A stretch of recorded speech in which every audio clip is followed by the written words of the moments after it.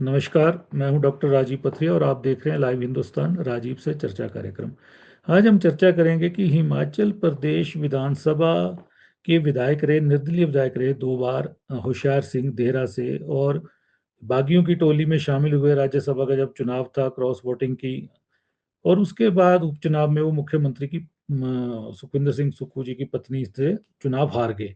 अब उनके ऊपर विजिलेंस ने एक मामला दर्ज किया है कि उन्होंने जो विधायक ऐच्छिक निधि जो मिलती है, जिसको विधायक अपने कहीं भी बांट सकता है उसको, वो उन्होंने अपने ही स्टाफ के, अपनी कंपनियों में काम करने वाले 16 लोगों को बांट दिया और उसके बाद उसको विड्रॉ कर लिया। विजिलेंस ने एफआईआर दर्ज कर दी। और हालांकि होशियार सिंह विदेश में हैं इन दिनों, वहां से उन्होंने ये कहा कि हमारा पारिवारिक मामला था जिसे एक राजनीतिक मामला बनाने की कोशिश की गई है। लेकिन सवाल दूसरा ये भी उठ रहा है कि कांगड़ा और मंडी के कुछ विधायकों के भी नाम आ रहे हैं कि जिन्होंने ऐच्छिक निधि का दुरुपयोग दुरुपयोग इसी तरह से किया है।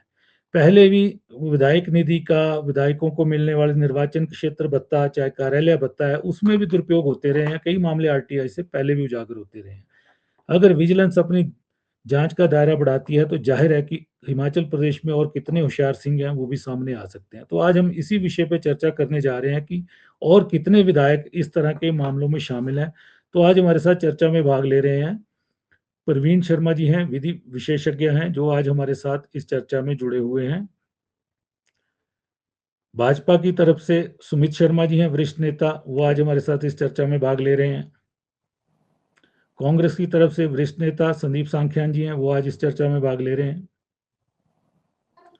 तो मैं चर्चा को आगे बढ़ाता हूं। तो मैं प्रवीण जी से जानना चाहूंगा कि ये विधायक निधि है, क्षेत्रीय विकास निधि है, कई तरह के भत्ते हैं, और हर बार मामले उठते हैं कि इनका दुरुपयोग होता रहा है। और इस बार तो दुरुपयोग ऐसा हुआ है, हालांकि होशियार सिंह मामले से बिल्कुल इनकार कर रहे हैं कि मैं भारत लौटने पे ही सारे तथ्यों से अवगत कराऊंगा।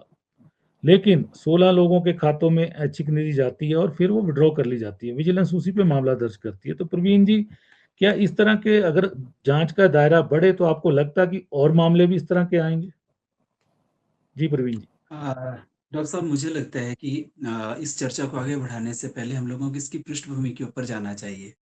जी। सबसे पहले भारत में विधायक क्षेत्रीय विकास निधि का जो शुरुआत हुई थी वो मेघालय में हुई थी और डब्ल्यू विलियम्स ने इनकी शुरुआत की थी मुख्यमंत्री के रूप जी। में रहते हुए। बाद में जो है ये केंद्र सरकार ने अडॉप्ट किया और हिमाचल प्रदेश में 1999 से 2000 के बीच में माननीय जी। पूर्व मुख्यमंत्री प्रोफेसर प्रेम कुमार धूमल ने इसकी शुरुआत की। उसमें जी। उन्होंने विधायक क्षेत्रीय विकास निधि के लिए 15 लाख रुपए और विधायक ऐच्छिक निधि के लिए 2 लाख रुपए की शुरुआत की। बाद में ये जी। पैसा बढ़ा और पैसा बढ़ते-बढ़ते जो है 2 करोड़ 20 लाख तक हो गया और वैसे ही जो ऐच्छिक निधि थी, ये 2 लाख से बढ़कर आज 16 लाख रुपए तक पहुँच गई हुई है। जी। अक्टूबर 2025 में जब हिमाचल प्रदेश में वित्तीय संकट बड़ा हुआ, तब इस विधायक क्षेत्रीय विकास निधि को कुछ समय के लिए रोक दिया गया 2025 में। और मार्च जी। 2026 में जो 2 करोड़ 20 लाख की विधायक क्षेत्रीय निधि होती थी, उसको घटा के 1 करोड़ 10 लाख कर दिया। परंतु जो ऐच्छिक निधि थी, उस निधि को कम नहीं किया गया। जब इसको विधायक क्षेत्रीय विकास निधि के बारे में हमेशा से विरोधाभास जरूर रहा भारत के अंदर, क्योंकि कुछ लोगों को मानना था कि लोकतंत्र का आधार जो है वो विधायिका, कार्यपालिका और न्यायपालिका है और इन तीनों की शक्तियों का अलग-अलग डिवाइडेशन है कि इन तीनों की शक्तियां बिल्कुल अलग-अलग हैं। उनको ये जी। सबको ये लगता था कि विधायिका का काम सिर्फ कानून बनाना है, नीतियां बनाना है, कार्यपालिका का काम है उन नीतियों को इम्प्लीमेंट करना, धन का जो है आवंटन करना और न्यायपालिका का काम था न्याय करना। जो सबसे बड़ा विरोधाभास था वो यही था कि जब कार्यपालिका का काम है, आपने धन का आवंटन करना है, तो ऐसे में एक न्याय जो मतलब विधायक है, वो किस तरह से लोगों को पैसे बांट सकता है, उसको ये अधिकार होना ही नहीं चाहिए था। इसलिए जो विधायक क्षेत्रीय विकास निधि उसका भी विरोध हुआ और बाद में इसका ऐच्छिक निधि का भी विरोध हुआ। माननीय उच्च न्यायालय तक मामला गया।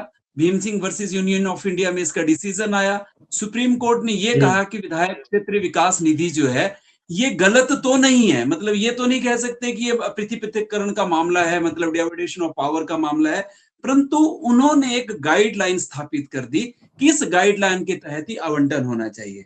पर दुर्भाग्य देखिए कि विधायकों ने इसका भी तोड़ निकाल दिया।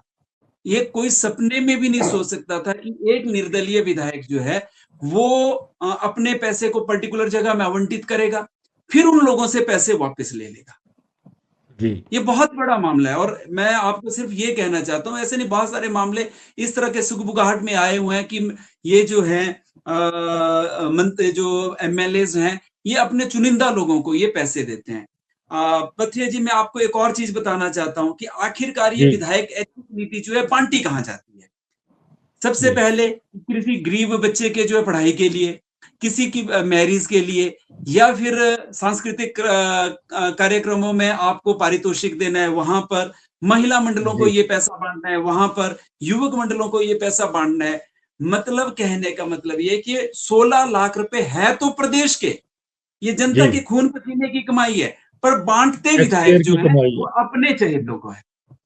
जी तो कहीं ना कहीं ये सिर्फ एक विधायक का मामला नहीं है, लगभग हर विधायक इस मामले के अंदर दुरुपयोग करता है इस ऐच्छिक निधि का।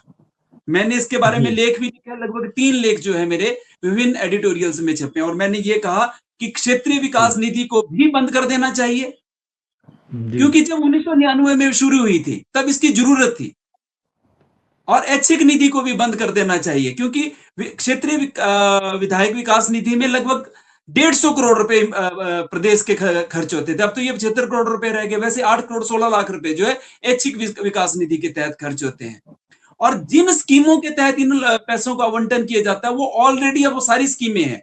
1999 2000 में उस समय ऐसी कोई स्कीम नहीं थी कि जहां पे इतना सारा पैसे का आवंटन किया जा सकता है, परंतु अब मनरेगा है, वो अभी एक कल्याण बोर्ड बना है, गरीबों के लिए खूब सारी योजनाएं हैं। तो ये मेरा ये केंद्र की मानना है योजनाएं भी बहुत हैं, राज्य की योजनाएं भी बहुत हैं जो सीधे विकास अब कार्य समय आ में गया है कि लगी हुई हैं। इस पूरी योजना को बंद कर देना चाहिए। दोनों ही योजनाएं जो है वो लोकतंत्र के बिल्कुल खिलाफ है। जी चलिए, सुमित जी जुड़े हैं। सुमित जी, संवैधानिक भी नहीं है प्रक्रिया, और दुरुपयोग, प्रवीण जी ने कहा दुरुपयोग बहुत होता है इसका, और पात्र रह जाते हैं, पात्र इक्का दुक्का कोई मिल पाती है, ऐच्छिक निधि भी और विकास निधि भी, और जो कुपात्र कह लें जिनको, जो विधायकों के करीबी होते हैं उनकी जेब में चली जाती है। और होशियार सिंह मामले में तो वो जेब से निकाल भी ली गई है, और अब वो आपकी पार्टी में है वो। तो क्या पार्टी का क्या रुख रहेगा इसमें, कि इस तरह का कार्य करना चाहिए क्या किसी विधायक को? डॉक्टर साहब, ऐसा है कि ये जो ऐच्छिक निधि और लोकल एरिया डेवलपमेंट फंड था, ये दोनों ही कहीं ना कहीं कैबिनेट और विधानसभा में चर्चा के बाद ही पारित हुए थे, तो ये मान सकते हैं है तो संवैधानिक ये नियमों के तहत ही हुआ है। लेकिन जब इसका जी आवंटन, एक जो आप लोकल एरिया डेवलपमेंट फंड की बात करते हैं जिसको प्रोफेसर प्रेम कुमार धूमल जी ने शुरू किया था, ठीक कहा प्रवीण जी ने, उस वक्त की जरूरत थी। अब जरूरत के हिसाब से अब चीजें और नहीं जुड़ रही हैं, इसकी आवश्यकता आज भी मुझे लगता है कहीं ना कहीं हिमाचल प्रदेश के अंदर है। लेकिन उसके अलावा दूसरी तरफ डिस्क्रिशनरी फंड है। डिस्क्रिशनरी फंड भी विधायकों की ही इच्छा के अनुरूप आया था, क्योंकि जब आप घर में बैठते हैं, लोगों से मिलते जुलते हैं, तो बहुत सारे लोग आपके पास ऐसे भी गरीब आते हैं, गरीब गुरबे लोग आते हैं कि जो आपसे कुछ ना कुछ पैसे की डिमांड करेंगे। इलाज के लिए, दवाई के लिए पैसे नहीं है जी, खाने के लिए जी, सब्जी के लिए नहीं सुमित जी, सामान उसके लिए रेड क्रॉस बनी है, रेड क्रॉस से बहुत पैसा जाता है, फिर नहीं। मुख्यमंत्री मैं राहत कोष ये है, विधायक बात रिकमेंडेशन कर सकते हैं, काफी धन मैं है इस तरह स्कीम में। आपकी बात से जी सहमत हूं, लेकिन इसके अंदर जो मद बने गए, उन मदों के अंदर ये सारी चीजें लिखी गई हैं। लेकिन कुल मिलाकर के मूल जो मामला है वो एथिक्स का आ जाता है। एथिक्स का है, वो सबके लिए लागू होता है, ए है, बी है, जी सी है, सबके लिए होता है कि आप इसका जो आवंटन है वो किस प्रकार से कर रहे हैं। आवंटन में जरूरी नहीं है कि एक विधायक ने किया, उन्होंने अपने ही कॉन्स्टिट्यूएंसीज के 2 लोगों को, ऐसे सामान्य लोगों को दिया जिनको इसकी जरूरत थी। उसके बाद मान लो उस परिस्थिति में उन्हें कहीं लगा होगा कि किसी टेक्निकली उन्हें कोई चीज स्टडी में आई होगी, तो उन्होंने उसको विड्रॉल भी करवाया है। लेकिन इस सारी परिक्रम में यदि हम देखें नहीं कि ये सुमित जी, ठीक है कि विड्रॉल गलत करा है, के वो पैसा, क्या वो पैसा विधान वो डीसी ऑफिस में जमा हुआ है, विधानसभा में जमा हुआ है क्या वो पैसा?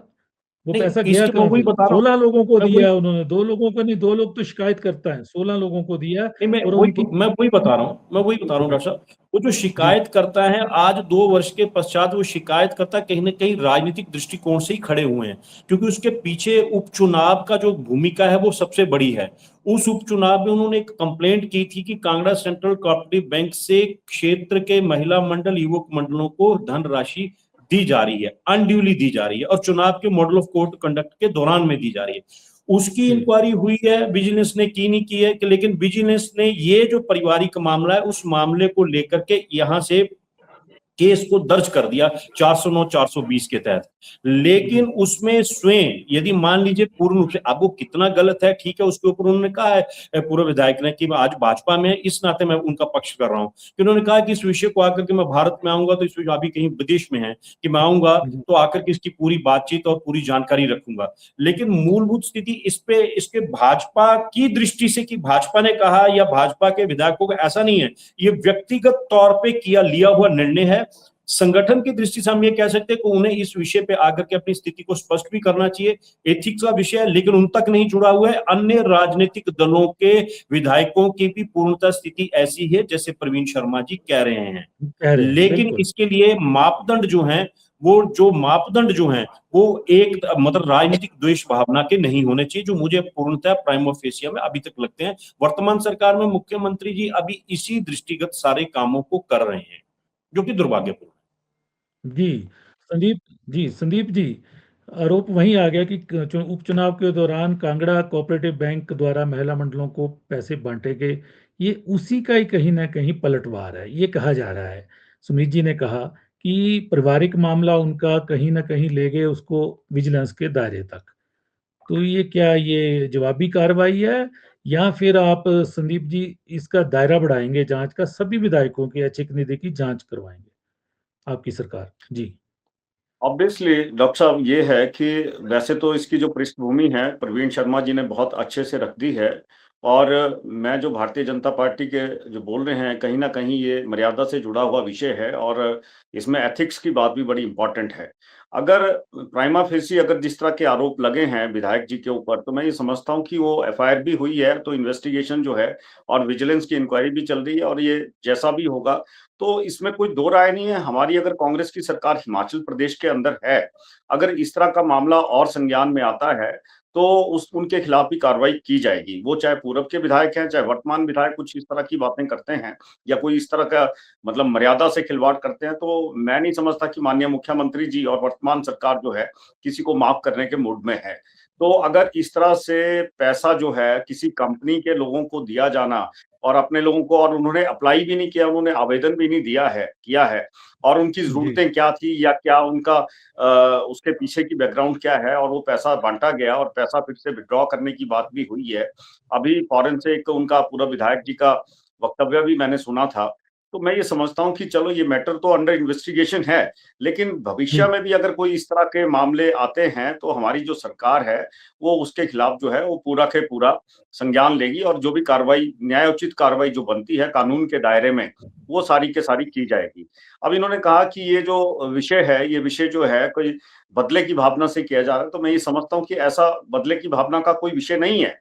अगर आप ये बता रहे हैं कि वहां पे कांगड़ा कोऑपरेटिव बैंक से कुछ पैसे ट्रांसफर किए गए हैं, वो इन्होंने विषय उठाया था और उस विषय के ऊपर कई इन्होंने कानूनी कार्रवाई या उस पे कंप्लेंट भी की है, वो भी मामला अंडर इन्वेस्टिगेशन है। और मैं कहता हूं कि अगर इस तरह से करें, तो अगर उसमें देखने वाली बात है कि क्या वो चुनाव आयोग की परमिशन थी या नहीं थी, तो ये भी एक में दिखने वाली बात है। अगर अब आपको बताऊं कि लोकसभा के चुनाव होते हैं तो वहां पे किसान समृद्धि योजना का पैसा जो है, या बिहार चुनावों के समय के अंदर 10,000 रुपए ट्रांसफर किया गया चुनावों के दौरान, तो कहने को तो आया कि जी उसमें चुनाव आयोग की परमिशन थी, उसके तहत किया गया है।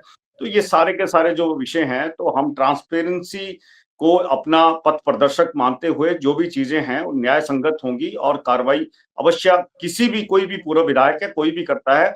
और मैं तो ये कहता हूँ ये ऐच्छिक निधि की बात नहीं है। अगर अगर यहाँ पे जो विधायक निधि का पैसा जहाँ पे उसका भी दुरुपयोग किया गया हो, तो वो भी मामला जो है अगर संज्ञान में आता है तो उसके खिलाफ भी कार्रवाई होगी। और दूसरी बात एक चीज है कि ये जो पैसा है, चाहे ऐच्छिक निधि का पैसा है, चाहे विधायक निधि का पैसा है, चाहे आपका लोकल एरिया डेवलपमेंट का पैसा है, उसको विधायक कहीं अपने चेक काट के तो देते नहीं। जाता तो एक जो कार्यपालिका की बात बीच में प्रवीण जी ने की, तो जाता तो ये कार्यपालिका के माध्यम से ही है, और लेकिन जाता निर्णय तो हाँ विधायक इतना, लेता है। लेकिन हाँ संदीप निर्णय जी, विधायक लेता है क्योंकि अपने वो लेटर पॉलिटिकल, हेड पे हाँ डीसीज को वो लिखता तो बिल्कुल विधायक बिल्कुल है कि बिल्कुल उनकी ये अनुशंसा पैसा से है, जाता है विधायक। ये किया जाए। जो भी जी जो भी विधायिका है उनकी अनुशंसा से जाता है, ये चाहे एमपी का पैसा हो चाहे विधायक का पैसा हो, जाता उनकी अनुशंसा से है। तो मैंने कहा ये मामला जो है, और इस मामले के अंदर ये ना समझे कि भारतीय जनता पार्टी या और भी लोग इसको ये ना समझे कि ये किसी बदले की भावना के कारण के लिए किया गया चीज है। ये बात ठीक है कि उनका कोई पारिवारिक विवाद है, कोई इंडस्ट्री को लेके या संपत्ति के बंटवारे को लेके बात है, लेकिन अगर वहां पे कंप्लेंट हुई है और चीजें आई हैं और लिस्ट आई है, बाकायदा बैंक अकाउंट नंबर आए हैं, किसमें कितना पैसा किया गया है, उन्होंने आवेदन किए हैं या नहीं किए हैं, ये सारी की सारी चीजें जो है वो संज्ञान में है, सरकार के संज्ञान में है, और जिसमें जो भी न्यायोचित कार्रवाई बनती है वो बिल्कुल ट्रांसपेरेंसी के साथ जो है वो लोगों के सामने, जनता के सामने, आप लोगों के माध्यम से रखी जाए। जी संदीप जी, 4 और विधायकों का नाम आ रहा है, मंडी और कांगड़ा के विधायक हैं वो, उन्होंने भी इसी तरह से ऐच्छिक निधि का दुरुपयोग किया है। क्या सरकार उन पे भी इसी तरह के मामले दर्ज करेगी विजिलेंस में? हाँ, क्वाइट नेचुरल। अगर उनके खिलाफ जी। कोई कंप्लेंट आती है, अगर ये इस तरह का मामला जो है सरकार के संज्ञान में आता है, तो डेफिनेटली सरकार, कि मेरे को लगता है कि माननीय मुख्यमंत्री जी इस तरह की जो अगर करप्शन है या इस तरह का कोई व्यवहार करता है तो अमर्यादित एथिक्स के खिलाफ काम करता है, तो मुझे नहीं लगता कि माननीय मुख्यमंत्री जी किसी को बख्शने के मूड में है। अगर होता है तो डेफिनेटली बिल्कुल ट्रांसपेरेंट तरीके से जो है उनकी भी इन्वेस्टिगेशन होगी, उनकी भी इंक्वायरी होगी, और उस वहां पे भी जो कानून के तहत में, कानून के दायरे में न्यायपूर्ण जो प्रतिक्रिया होती है, जो प्रक्रिया है, उसको सामने लाया जाएगा और वो भी सबके सामने रखा जाएगा। जी प्रवीण जी जुड़े हैं। प्रवीण जी, विधायक विकास निधि, क्षेत्रीय विकास निधि, इसका भी मतलब जो चर्चा करो उन्हीं को मिलती है, जो चहेते प्रधान होंगे, पंचायतें जो होंगी उनको मिलेगी। एक ही काम बार बार भी किया जाता है, मनरेगा से भी वही रास्ता बन जाता है, वही कोई और चीज बन जाती है, फिर 2 साल बाद 3 साल बाद विधायक से उसी के लिए पैसा ले लिया जाता है, और जो अपोजिशन के विधायक होते हैं उन पंचायतों में धन नहीं मिलता है। ये भी एक क्षेत्रीय विकास नीति में बड़ी त्रुटि है। जी प्रवीण जी। डॉक्टर साहब, ये खाली क्षेत्र सिर्फ एक त्रुटि नहीं है, मुझे लगता है ये लोकतंत्र के अंदर सबसे भद्दा मजाक है। एक व्यक्ति को जी। हम जब चुन के भेजते हैं तो हमारा चुनने का सिर्फ औचित्य ये होता है कि ये उस क्षेत्र की विकास के लिए नीतियां बनाएंगे। अब उनको पैसा मिलता है 2 करोड़ रुपए, बाद में अगर उनका एमपी हो तो थोड़ा सा पैसा वहां से भी आ जाता है, जिसको भी अमूमन वहां के एमएलए ही जी। बांटते हैं, अब बशर्ते वो अगर उन्हीं के पार्टी के हों। तो आप ध्यान से देखिए, जाता किन चीजों के लिए है? विकास जी। कार्यों के नाम के ऊपर भवनों के निर्माण के लिए, सड़कों के निर्माण जी। के लिए, या फिर खेल के मैदानों के निर्माण के लिए। परंतु ठीक है, जब ये शुरुआत हुई थी तब ये सब चीजें की जा सकती थी, मैं मना नहीं कर रहा हूं कि जब 1999 में, 2000 में जब ये शुरुआत हुई थी तब लगता था कि इतनी सारी नीतियां सरकारों के पास नहीं थी। अब इन नहीं, सब तब पर्टिकुलर तो चीजों के लिए सरकार के पास बहुत सारी नीतियां हैं, और जी। जितना एक विधायक उस जगह पे पैसा नहीं दे सकता है, उससे ज्यादा पैसा जो है आज हम लोग दूसरी योजनाओं के माध्यम से वहां पे खर्च कर सकते हैं। मान लीजिए गांव में अगर सड़क का निर्माण करना है, पक्के रास्ते का निर्माण करना है, चाहे कच्चे रास्ते का निर्माण करना है, मनरेगा में अनलिमिटेड, वीवीजी राम जी में तो और भी ज्यादा हो गया हुआ है, उसमें आपके पास अनलिमिटेड शक्तियां हैं कि आप जितना मर्जी करवा सकते हैं। विधायक तो एक पंचायत के हार्डली अगर 2 करोड़ 20 एक विधानसभा में अमूमन जो है वो पंचायतें होती विधायक हैं। के पास तो 40 पंचायतें होती है, 45 बिल्कुल मतलब एक हल्के में। वही बहुत कम। अगर वो देखा जाए तो एक पंचायत के लिए 2 से 2.5 लाख रुपए दे सकता है अगर उसको ईमानदारी से उसका डिस्ट्रीब्यूशन करना है, परंतु एक पंचायत अपने आप 5 से 10 करोड़ रुपए काम कर सकती है। तो मेरा कहने का मतलब है कि जब आपके पास और विंग है काम करने के लिए, तो ऐसे में जी। विधायकों को पैसे देके फायदा क्या है? आप अपने प्रदेश का 75 करोड़ से लेके 150 करोड़ रुपए वेस्ट किए जा रहे हैं, और उस पैसे में भी बंदरबांट होती है। अगर मेरा महिला मंडल है तो उसको ज्यादा पैसे मिल जाएगा, मेरा युवक मंडल है तो उसको पैसे मिल जाएगा। और सबसे बड़ी विडंबना देखिए, एक जी। विधायक जाता है एक सांस्कृतिक प्रोग्राम में, वहां बच्चों के प्रोग्राम से वो बड़ा खुश होता है। होना तो ये जी। चाहिए था कि उसकी खुशी थी, मन से वो अपनी तनख्वाह से पैसे दे, किसने रोका उसको पैसे देने से?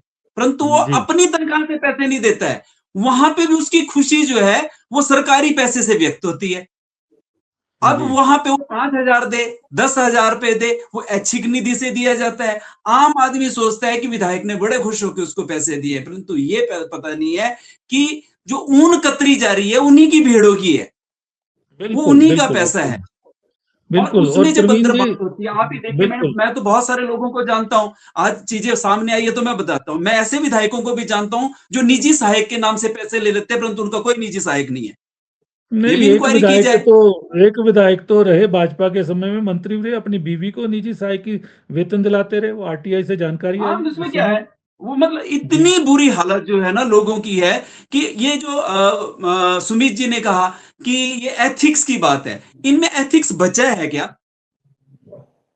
बिल्कुल, बड़ा एथिक्स सवाल अगर है। होता तो ये कुर्सियों के लिए लड़ते थोड़े ना।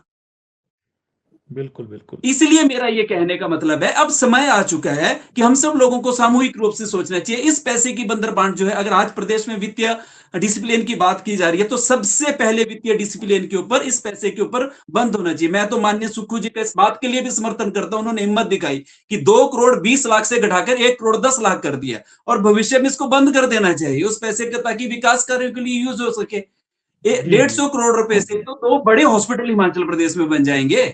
सांख्यान जी, पैसे का दुरुपयोग हो रहा है, टैक्स पेयर का पैसा है। प्रवीण जी ने ठीक बात उठाई कि क्यों ना इसका एक ऑडिट पंचायतों का किया जाए कि कितना पैसा कहाँ बार बार लग रहा है, एक ऑडिट कर दिया जाए। विधायक अलग से दे रहे हैं, डीसीज अलग से दे रहे हैं, और स्कीमों में अलग से आ रहा है, तो इस तरह के मामले तो आएंगे आएंगे।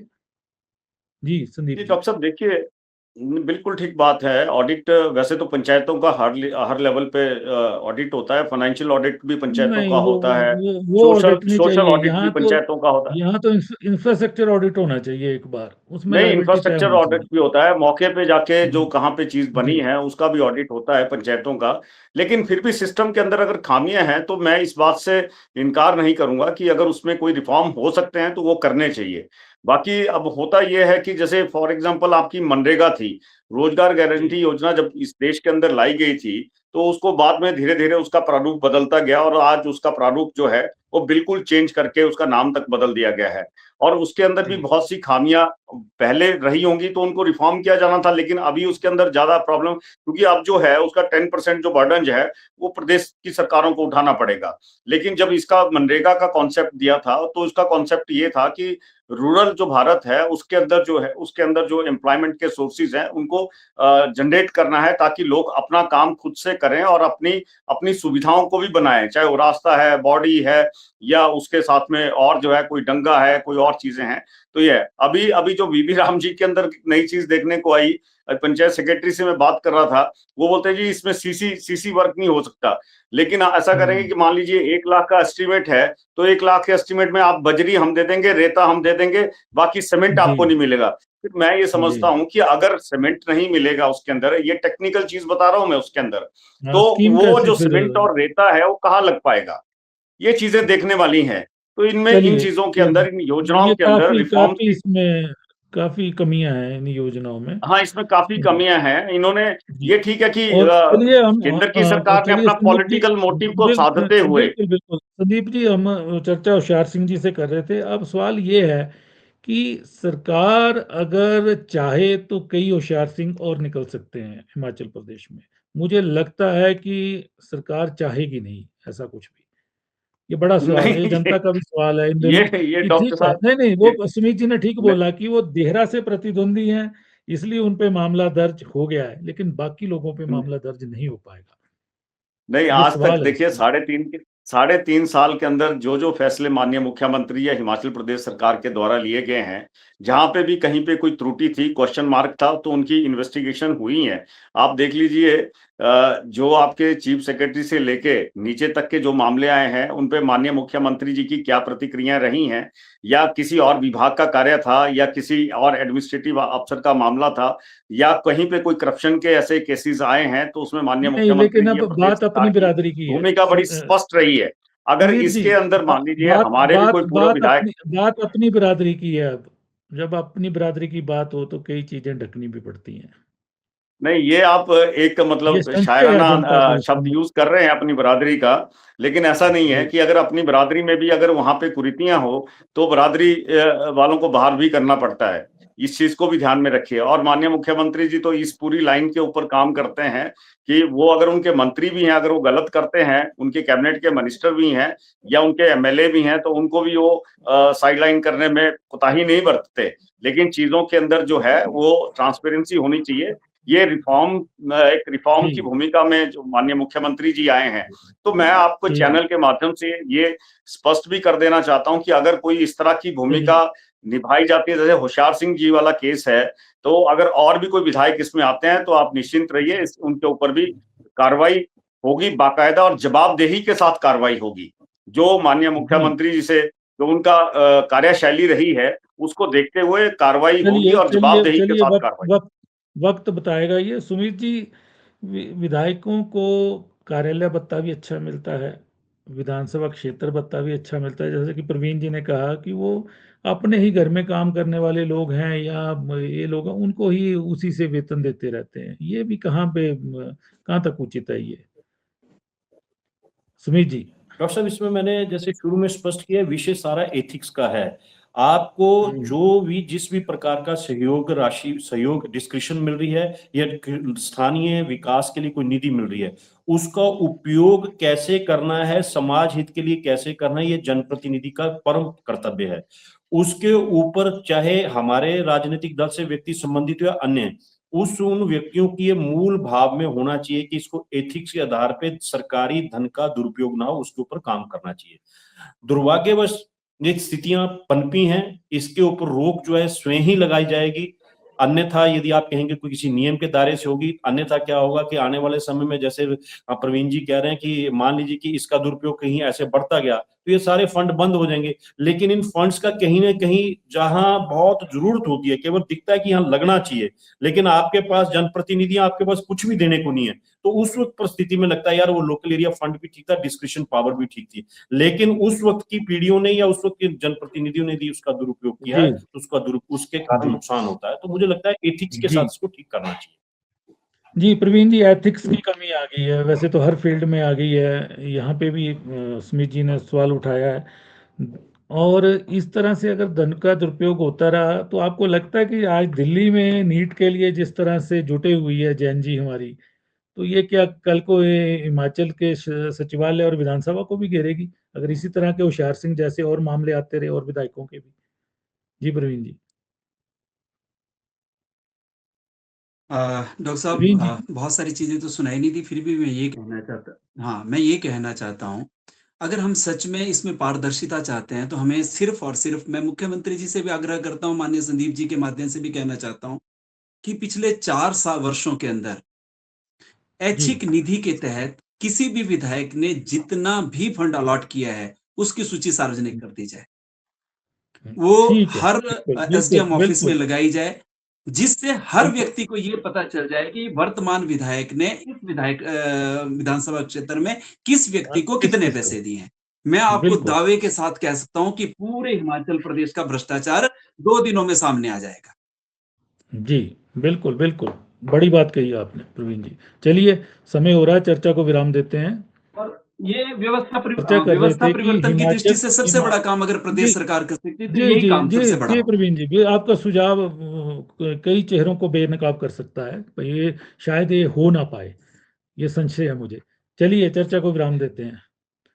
तो आज हम चर्चा कर रहे थे कि हिमाचल प्रदेश में विधायक ऐच्छिक विकास निधि का दुरुपयोग का मामला सामने आने के बाद सवाल खड़े हो गए हैं कि एथिक्स की कमी आ गई है कहीं ना कहीं। वहीं प्रवीण जी ने कहा कि मुख्यमंत्री पिछले 4 वर्षों में जो ऐच्छिक निधि विधायकों द्वारा बांटी गई, किस किस को बांटी गई, अगर उसकी सूचना ही सार्वजनिक करके हर एसडीएम कार्यालय में लगा दें तो कई चेहरे बेनकाब होंगे और भ्रष्टाचार का एक बड़ा मामला सामने आएगा। वहीं पे संदीप जी ने कहा कि हमारी पार्टी किसी को बख्शेगी नहीं, क्योंकि चेहरे और भी आ रहे हैं, नाम और भी चल रहे हैं कि ऐच्छिक निधि का बहुत बड़े पैमाने पे दुरुपयोग हो रहा है। जाहिर है होशियार सिंह की मुश्किलें तो बढ़ने वाली हैं, लेकिन इसके साथ साथ और विधायकों की मुश्किलें भी बढ़ सकती हैं। आज हमने इसी विषय पर चर्चा की, आप सबने चर्चा में भाग लिया, मैं आप सबका धन्यवाद करता हूँ।